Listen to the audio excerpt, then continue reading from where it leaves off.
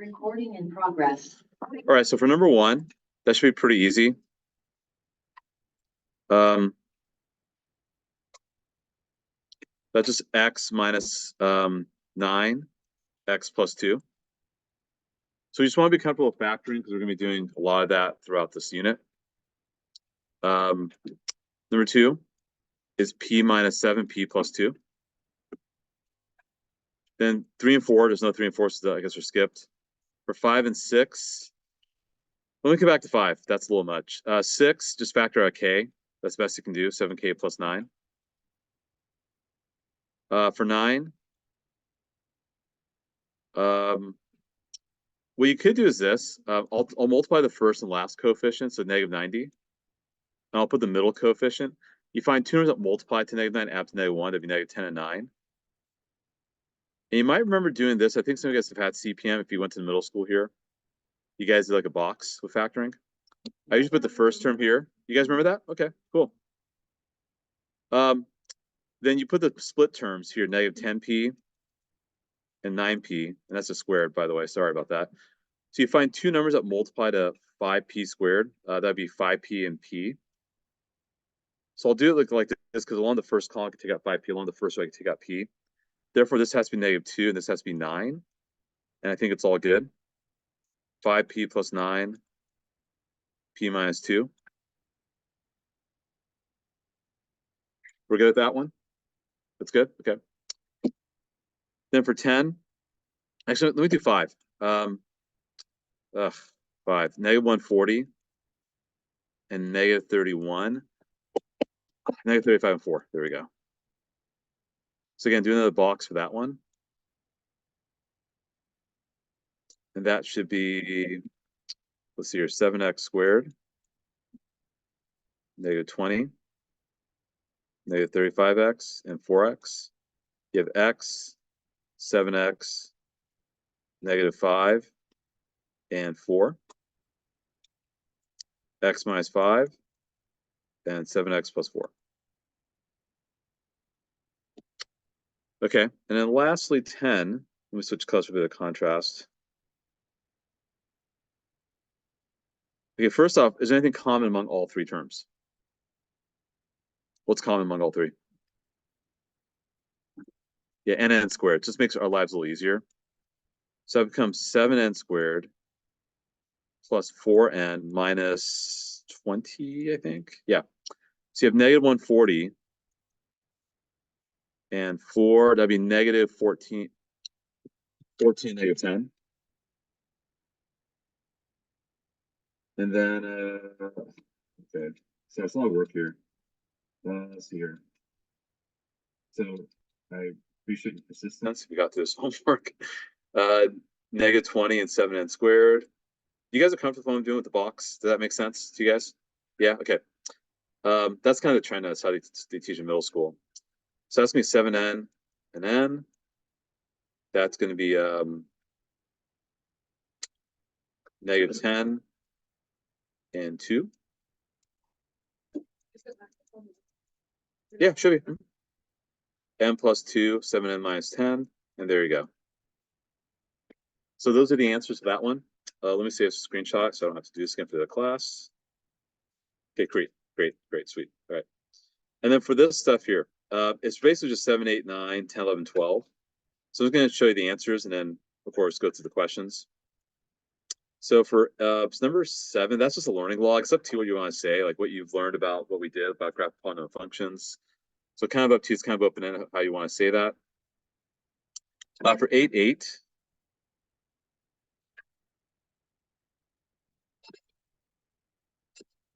Oh, geez, keep going back and forth. Okay.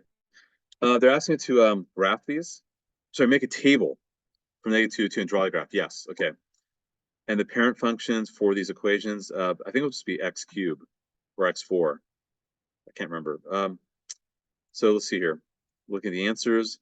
Yeah, just make a table. So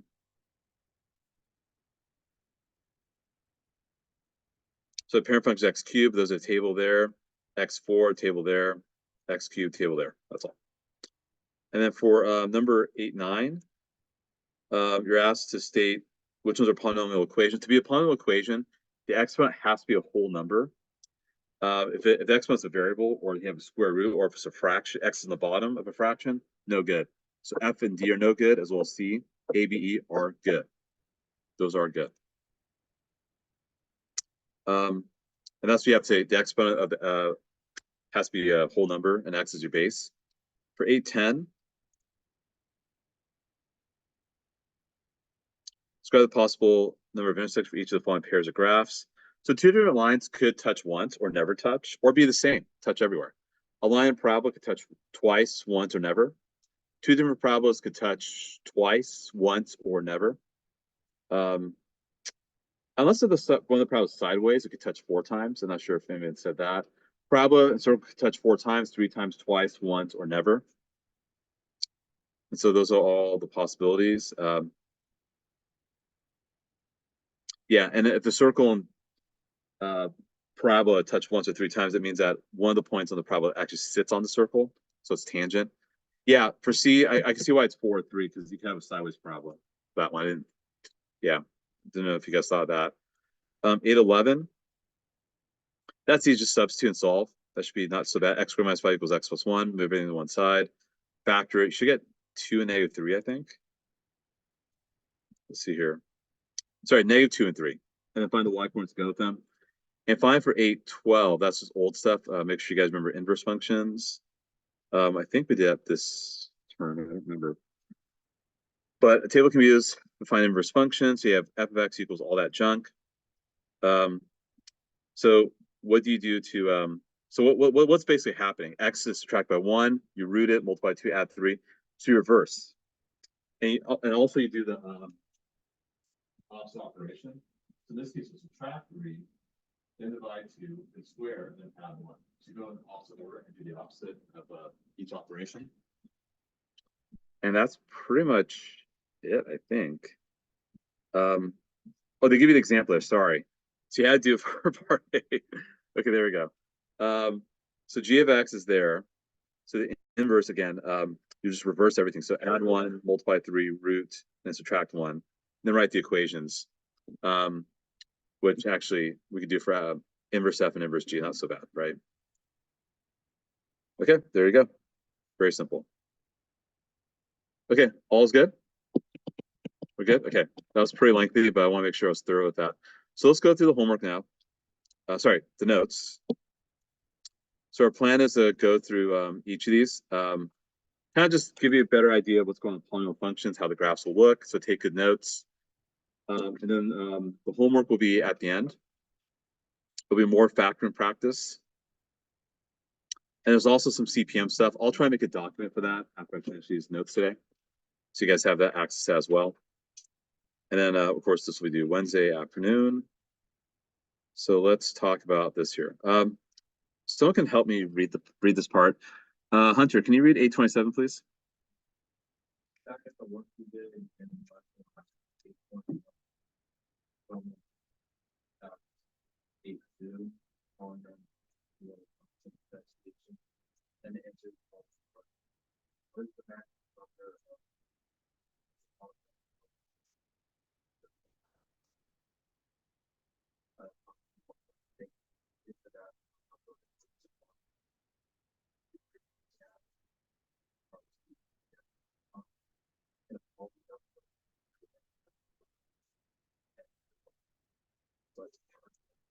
Great, thank you. I appreciate that. So roots just means x-intercepts, just so you know. X-intercepts. That's all it ever is, just x-intercepts. So if you have a degree 3 function, it could look like this. Right? Not a problem. 1, 2, 3. There are 3 roots. That's all. So what do you think the maximum of roots upon a degree n can have? It would be n roots. So for example, guess, go ahead. Oh, we'll hook you up.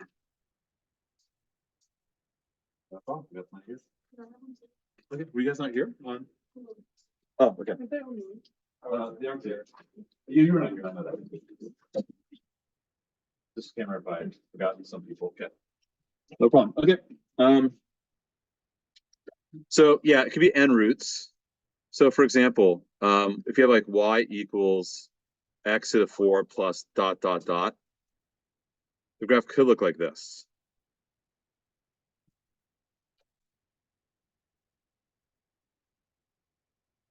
But that may not always be true. For example, could polynomial degree n have fewer than n roots? The answer is yes. And under what conditions? Usually when n roots, you get n roots. So the degree equals the roots.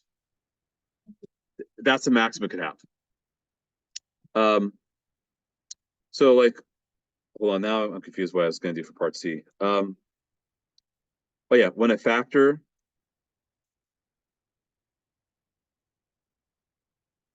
is repeated, usually that will happen. Like for example, what if you have y equals x minus 2 squared? It would look like this.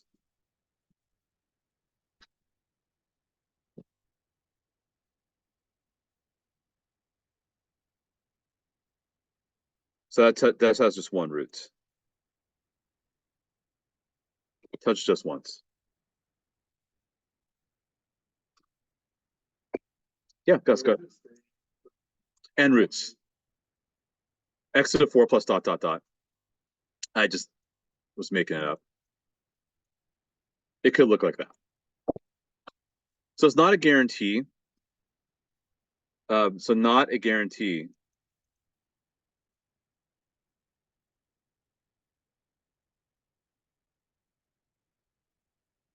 that the degree equals number of roots, but sometimes it does. But it's not a guarantee, but sometimes it does. But it can't exceed that. That's for sure. It can't exceed it. Like for example, degree 5 is not going to have 6 roots. That just can't happen. And degree, remember, is the highest exponent in the polynomial. Does that make sense? We're good? Okay.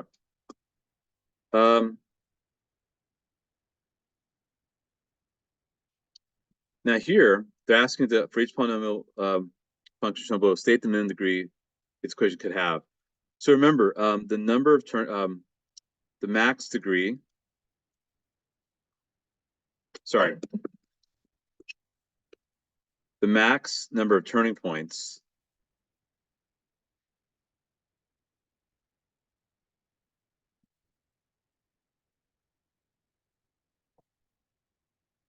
equals the degree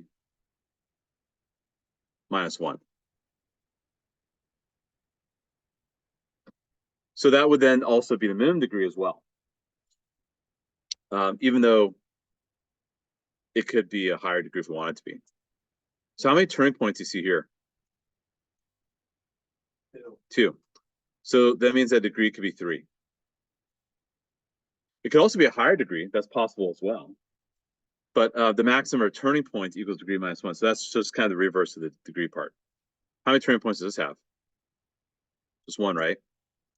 So degree is 2. How about this? 3, so 4. Exactly. 1, 2, 3, 4, 5. That's all.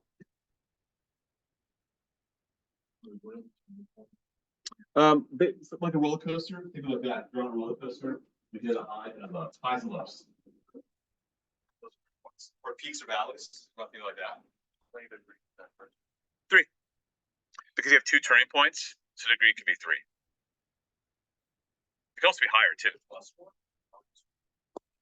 So the maximum number of turning points equals a degree minus 1. Right. Or the degree, or let's write it like this. Or the degree equals the minimum, the minimum degree, let me rephrase that. The minimum degree equals the number of turning points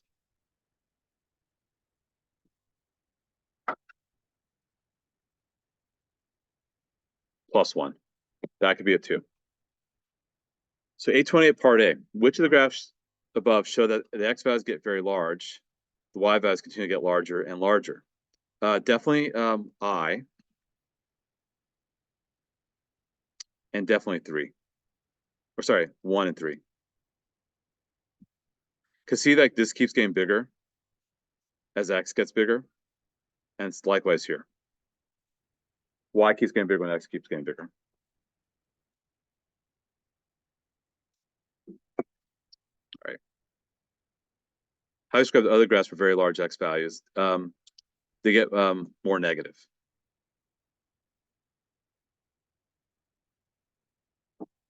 The y values.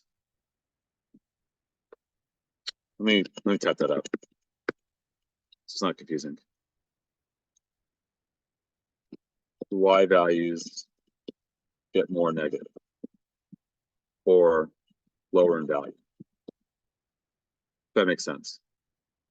When the y values of the graph are, when the y values of the graph get very large, as x values get large, the graph has a positive orientation. When the y values of the graph get very small, as x values get large, it has a negative orientation. So how is each graph's oriented? So the positive, switch codes one more time.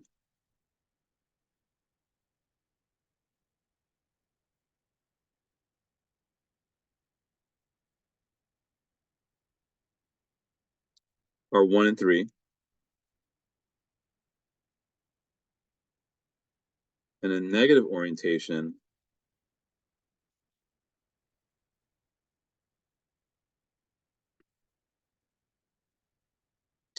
are 2 and 4.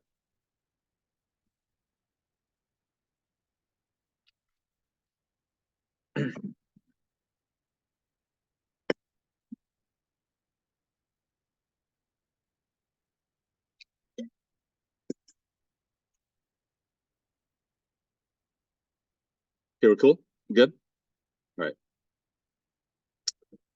Here, we're not going to do all these. This will take forever. This is a group thing again. Work between the sketch graph, the following polynomial functions. Let me do 2 of these. I think D for sure is a good one. Oh, hold on, Gus. You needed something? Which part? The positive and negative. Yeah, the positive orientation just means what happens on the right. If the right side's pointing up, that's positive. If the right side's pointing down, that's negative. We'll clear that up in more detail later on. So basically, how does it finish? Does it finish pointing up? Finish means to go to the right. Okay. That's positive. Is the 1 and the 3, is that the answer for A? Yes, that's correct. Right.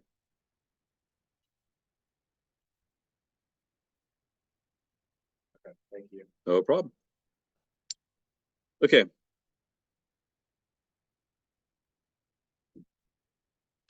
Let's do C and D.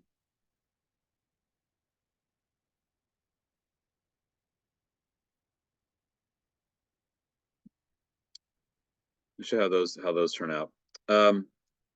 Actually, let's do A, C, and D.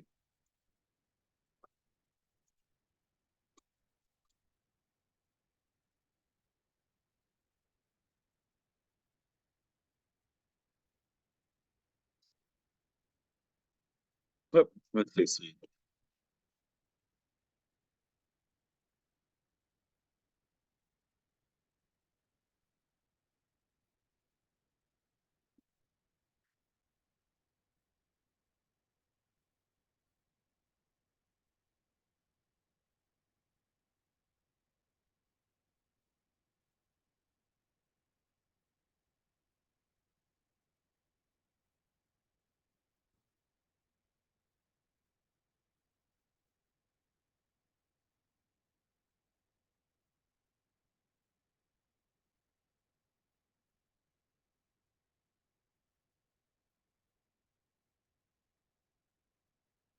Okay.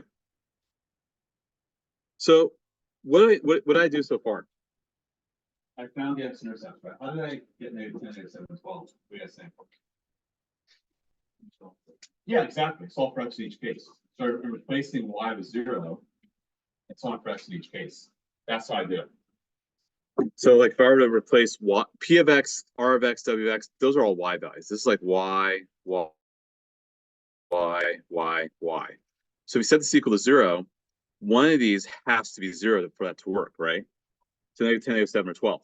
So anyhow, also this is degree 3. X cubed plus dot dot dot. Negative x4 plus dot dot dot. X4 plus dot dot dot. How do I know that? If I were to expand this, how many x's do you see for part A? How many x's do you see in part C? 4. Now, these are a little tricky. I do see 2 x's, but what? Exactly, right. So x plus 7, x plus 7, x minus 7, x minus 7. The x plus 7 is repeated. X minus 7 also gets repeated. Just x4. Now, in terms of how the graph looks, this is no calculator, right? So we can't use a calculator. So here's what you have to consider. This is actually very important. This is where I need everyone to really focus. I know it's a beautiful day outside, but let's focus here just for a sec. So we'll call this the leading term.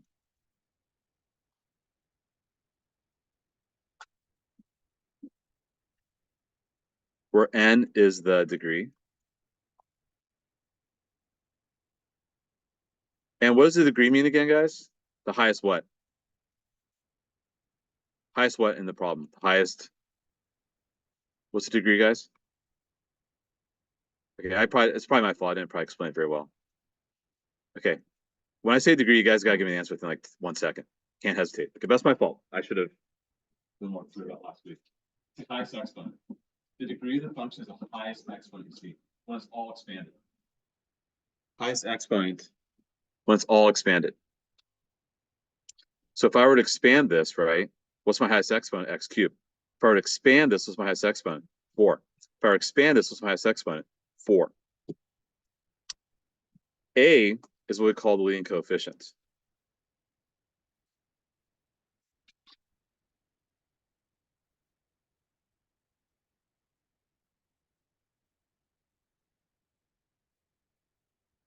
Coefficient, right? It belongs to the term with the highest exponent. Okay. So if you don't see a number, what do you assume it is? If you don't see a coefficient next to a variable, you always assume it's what? So here's the deal. When you have an odd, gosh, I didn't leave myself enough space here, did I? Okay. I might need to erase this a little bit, just get a little space here. Okay, make a little table here. Go black.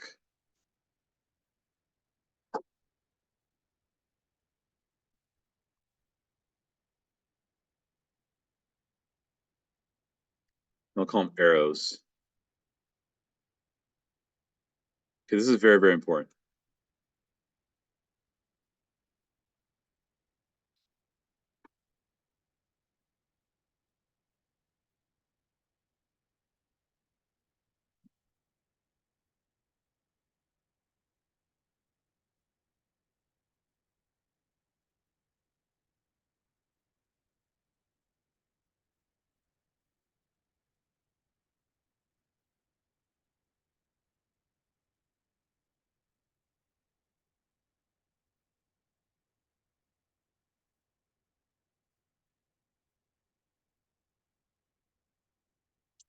Okay, so when the leading coefficient is positive, if an even degree like a parabola, y equals x squared. How's y equals x squared point, guys? Parabola. Up. What if y equals negative x squared?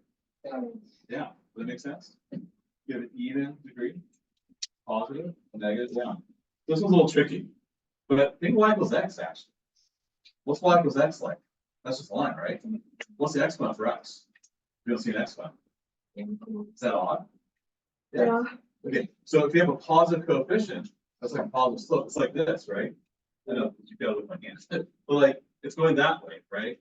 So that's why the arrows look like that. The left arrow is pointing down, right is pointing up. And if you put a negative, flips. If you have a negative slope, it goes the other way, right? So that's what's happening here. We have an odd So we have positive x cubed, so it's going to look like this.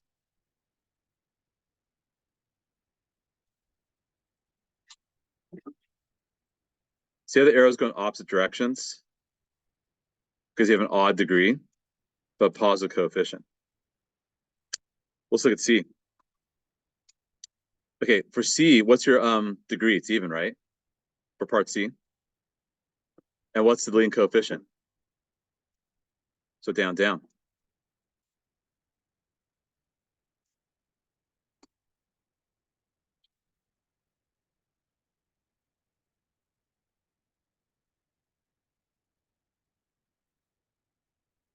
There we go.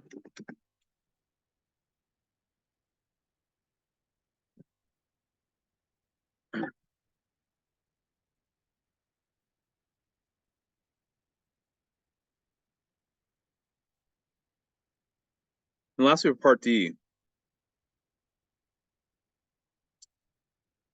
even, pointing up.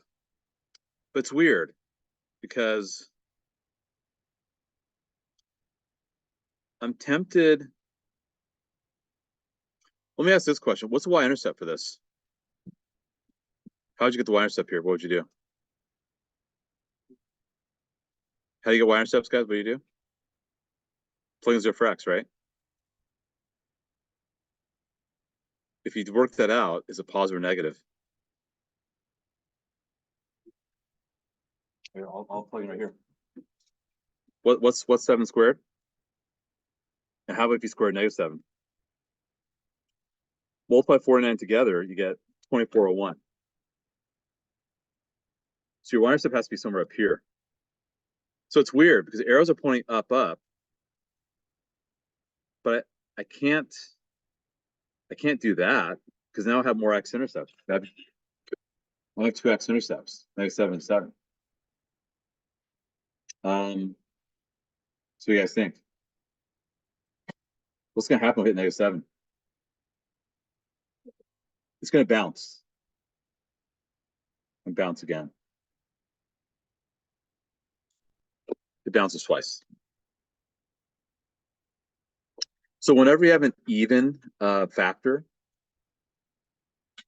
you're always going to have a bounce. So we'll explore that more detail a little later. But whenever you have an even factor, you'll bounce. So bounce for factors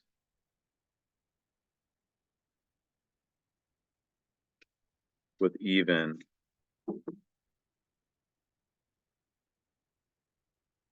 exponents. Okay. All right, I kind of beat that one to death. Almost done here. All right, let's look at this one. For each graph problem 828, you decide what the minimum degree of each equation could be under what circumstances could the graphs look the same as these hypothetical equations of a higher degrey. Okay, so hold on, let's see here. You have that and that. So how are these graphs similar? Let's go to Desmos.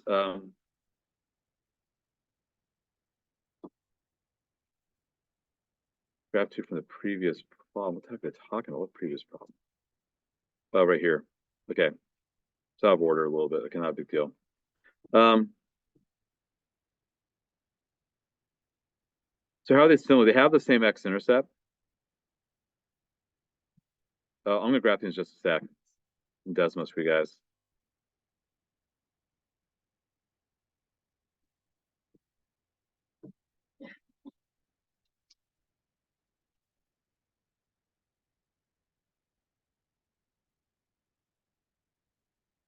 Arrows also point. In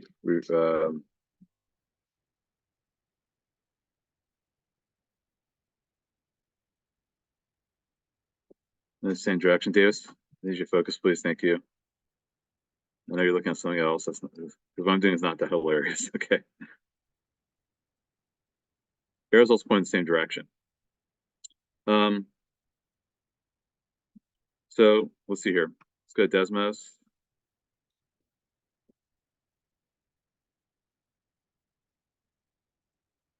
y equals x minus 1 raised to the second power. Y equals x minus 1 raised to the fourth power. So the problem is that the blue one seems more flat. So that's how I say they're probably different.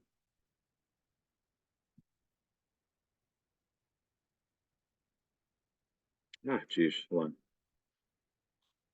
Yeah. So that's how they're all the same.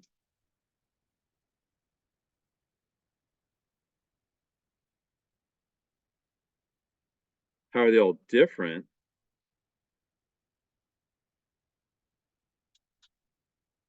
I'd say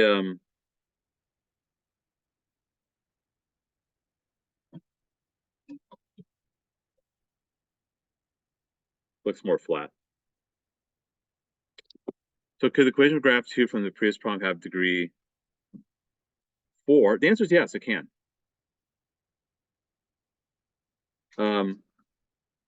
Because if you look at 2, it looked like a parabola pointing down.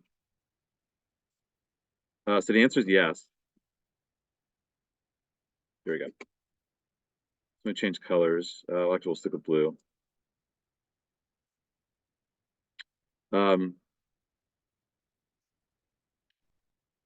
Well, actually, yeah, when you have degree 4,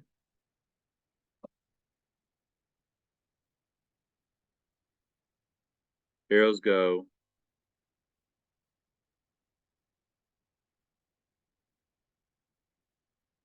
in the same direction.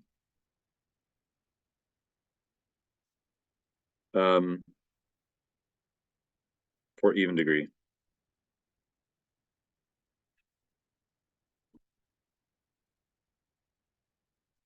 Because degree 5, no. That's because the arrows go in opposite directions.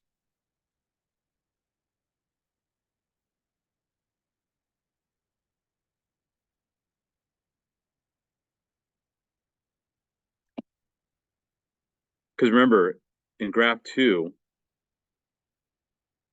it looked like this. Hold on, sorry.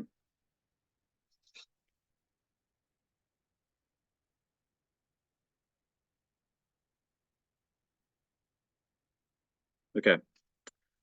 How is the graph y equals x cubed similar to or different from the graph y equals x5? They're very similar, actually. They're very similar.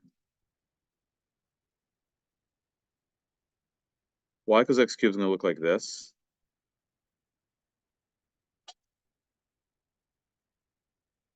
And y equals x5, let's switch colors.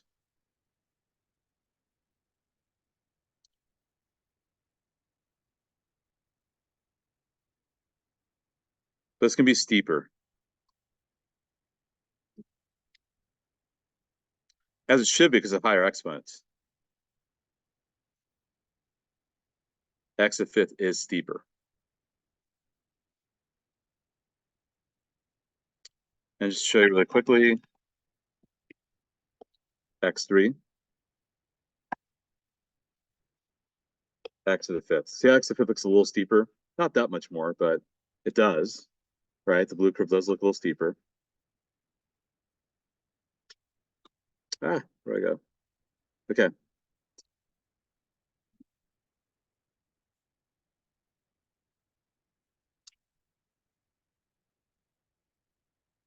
E. How do the shapes with repeated factors differ? They have 3 or 5 factors different from one another. Hold on, let me repeat that question. How do the shapes of the graphs of that with repeated factors differ from the shapes of graphs that have 3 or 5 factors different? Oh, okay. Well, I mean, not as many turning points.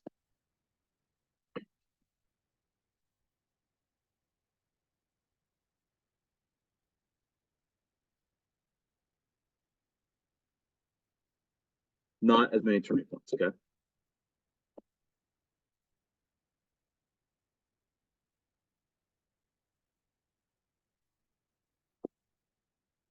Okay, so hopefully that's all good.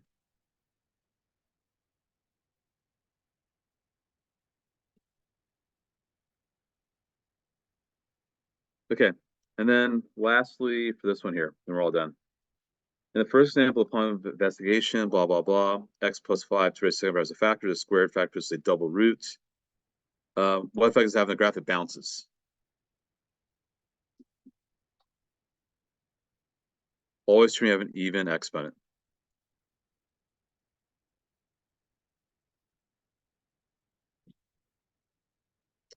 And check equations for a triple root. What effects have?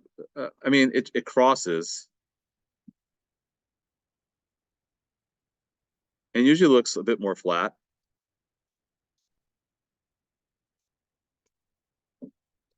I'll show you right now. So you see what happens. So let's do this. What was the equation again? It was x minus 2, x plus 5, x minus 2, x plus 5.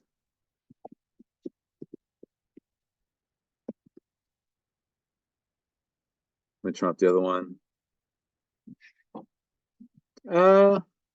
Yeah, so you see how it bounces there, right? And passes through here.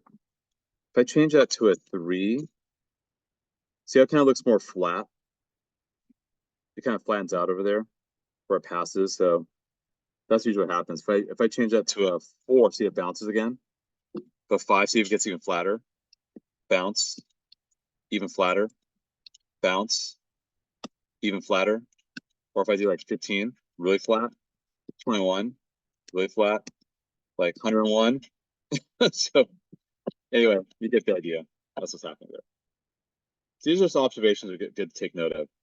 But when it was an even exponent bounces, odd it passes. So this is the key takeaway, guys. This is one thing I really don't want you guys to forget.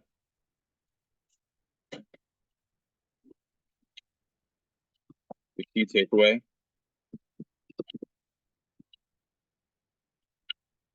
Even exponent means bounce. Odd exponent means crux. And tends to get flatter higher exponents. And that's true for both the bounce as well. Tends to get a little flatter with higher exponents.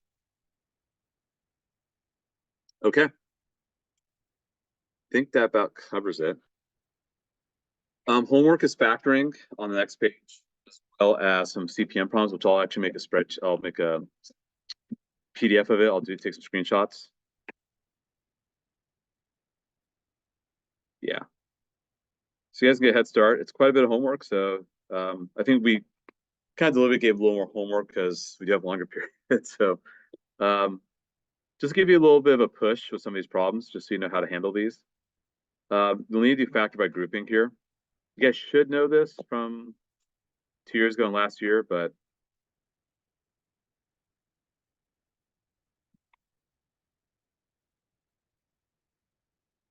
if you have x4, you're still going to do a diamond.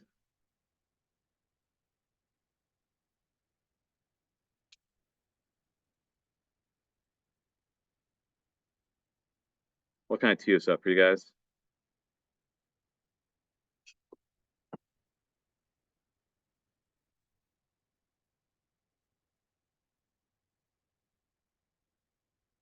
Here's x squared, -1.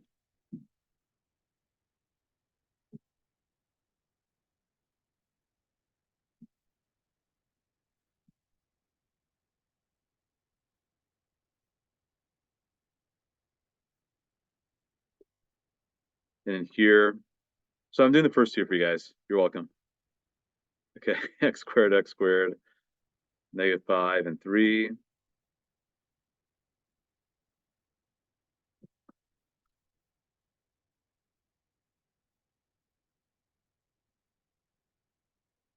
Hopefully it gives you an idea of how to handle some of these. You should be fine for the rest after this. Okay, so those are the first two. Hopefully the rest you guys will be okay with. I'll try and make an answer when I get a moment to do that. And I think that's it. Okay. I'll stop the recording.